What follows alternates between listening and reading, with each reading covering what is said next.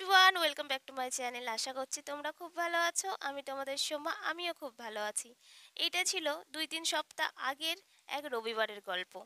আমরা সকাল সকাল বেরিয়ে পড়েছিলাম একটু ঘুরুঘুরু করতে।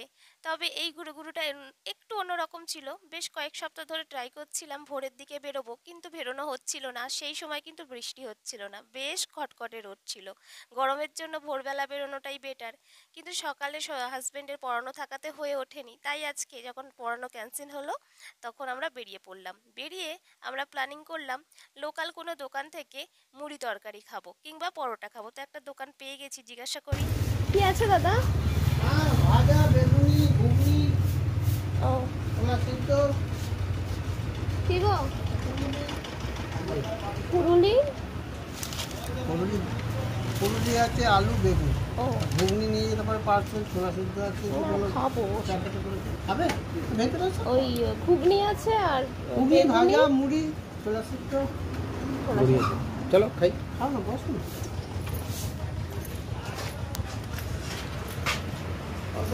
ঘুগনি দিন, চাল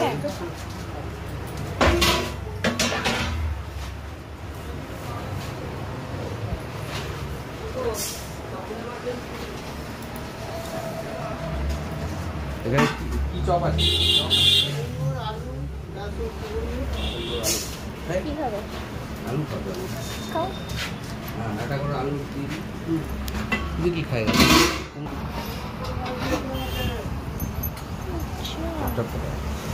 নাহলে নরম হয়ে যাবে না?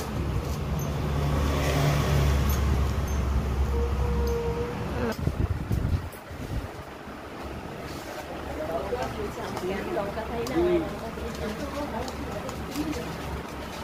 না,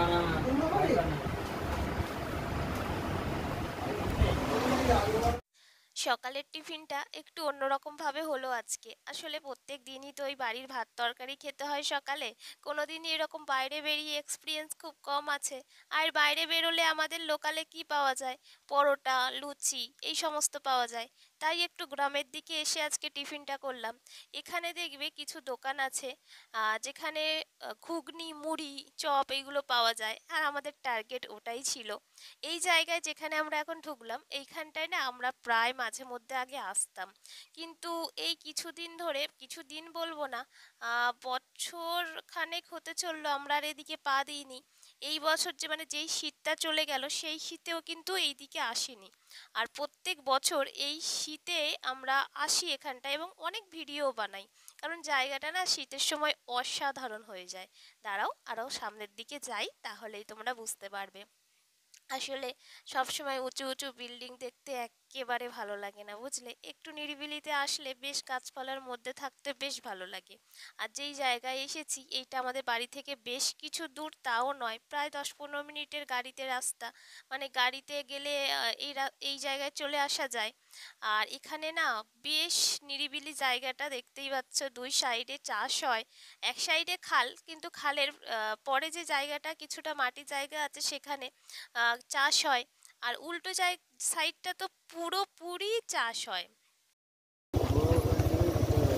গাছে খেজুর হয়েছে, কত ফলসা পড়ে আছে। এই দেখো খেজুর গাছ, খেজুর হয়েছে গো, খেজুরেরও মোহনা।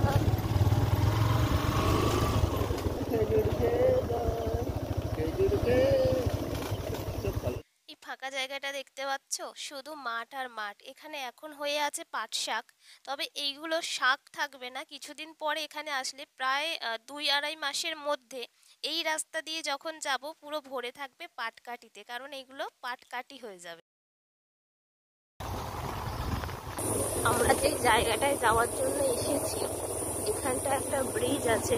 এই ব্রিজে আমার অনেক ভিডিও আছে আগে। 1 বছর মতো আসা হয়নি, প্রত্যেক বছর শীতে আসি। এই বছর আর শীতে আসিনি, এই বছর গরমে এলাম। তো ব্রিজটা ফাটলও ধরেছে, আমি দেখাই কি অবস্থা।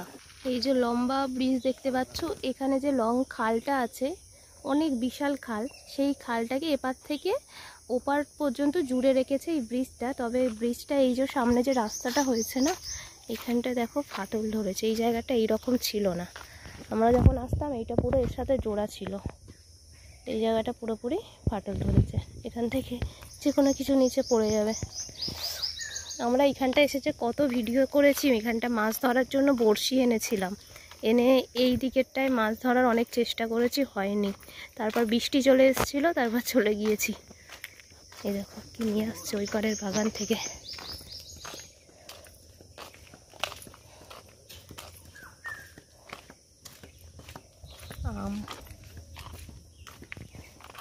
এইখানটায় আমরা অনেক চেষ্টা করেছি মাছ ধরার, কিন্তু মাছ ওঠেনি আমাদের একটাও। কোথায়? হ্যাঁ, খেজুর পেড়েছিল। কেন, কি কারণে? খারাপ বলেই তো ফেলে দিয়েছে। কি করছে এসে? আর আমরা এখানে একটা এসে দুর্লভ গাছ পেয়েছি, আমরা প্রথমে বুঝতেই পারিনি, তারপর দেখছি এখানটা ফুল হয়ে আছে, যে সাদা সাদা ফুলগুলো দেখছো তো, এইগুলো আমাকে বলছে যে এগুলো কী ফুল, বলছি জুঁই না হলে বেলি কিছু একটা হবে, কারণ এই গাছগুলো আমাদের বাড়িতে ছিল। তো তারপরে এইখানটা হচ্ছে দেখি গাছটা কোথা থেকে এসছে, দেখছি পুরো নিচ থেকে বিশাল বড় গাছ, সেই গাছটাকে এখন টেনে মানে ছেঁড়ার চেষ্টা করছে, নিয়ে যাবে। আমার পার্সটা আছে, পড়ে না যায় তোমার ধাক্কা লেগে। ওই তো এই যে কিছুটা ছিঁড়েছে, বলছে একটা মোটা থেকে ঢাল নিয়ে যাব, গিয়ে বসাবো।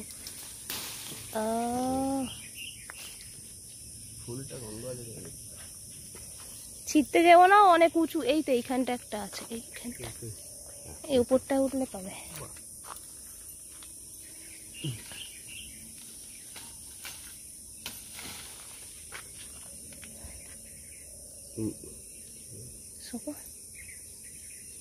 গন্ধ, এই হ্যাঁ কি সুন্দর গন্ধ, গন্ধ বলা।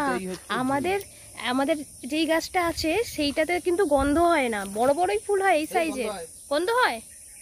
ওইটা তো অন্য যাই অন্য গাছটাতে গন্ধ হয়, যেইটা স্টে মানে সোজা গাছ ওটাতে তো গন্ধ হয় না, যেটা লতানোটাই তো গন্ধ হয়। জানি না কোনটা আমাকে এনে শুকিয়েছিল, কিন্তু এটাতে দুর্দান্ত গন্ধ। এই জায়গাটাতে আমি যতবারই এসেছি বেশ, তার মধ্যে কিছুবার খুব ভালো স্মৃতি আছে। সেটা হচ্ছে যে এইখানটা এসেছিলাম আমি শাড়ি পরে, লাল শাড়ি পরে একবার এসেছিলাম, সেটা পরে বেশ অনেকগুলো শর্ট ভিডিও আছে খুব সুন্দর সুন্দর, সেইগুলো যতবারই দেখি এই জায়গাতে আসার ইচ্ছেটা ততবার আরও বেশি বেড়ে যায়। আজকে বরকে বললাম আজকে তো সাজুগুজু করে আসিনি, জাস্ট এমনিই চলে এসেছি, আমার কয়েকটা ফটো তুলে দাও।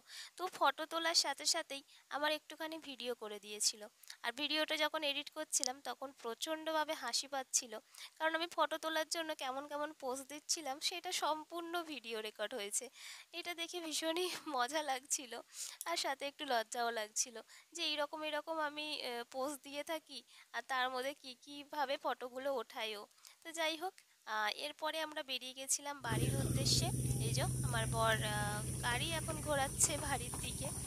এখানটায় বেশ ছিলাম আধা ঘন্টার ওপরে, আর এখানে আসলে না একদম যেতে ইচ্ছে করে না, তবে রোদটাও বেশ বাড়ছে, সেই কারণে বাড়ির দিকে যেতে হবে। আর বেশি রোদ হয়ে গেলে দেখবে মানে বাড়িতে যাওয়ার টানটাও বেশি হয়ে যায়, কারণ এই ওয়েদারে, বৃষ্টির ওয়েদার এই মুহূর্তে চললে, যেই সময় ওখানে গিয়েছিলাম সেই সময় কিন্তু বৃষ্টি হচ্ছিল না, যথেষ্ট গরম ছিল, আর গরমটার কারণেই আরও তাড়াতাড়ি করে বাড়ি বেরিয়ে গেলাম, কারণ এখানে যতবারই আসি ততবার বাড়ি যাওয়ার ইচ্ছেই হয় না, এত সুন্দর পরিবেশ। তো আরও যদি বেলা করি আরও দেরি হয়ে যাবে। আর এই দেখো বগল দাবা করে আমি এগিয়ে যাচ্ছি, বগল দাবা করে ওই জন্য যে গন্ধগুলোটা পেলাম, চুই না সম্ভবত বগল দাবা করে বাড়িতে ফিরেছি। তাহলে চলো পরবর্তী ফেসবুকে একটু খেয়াল রেখো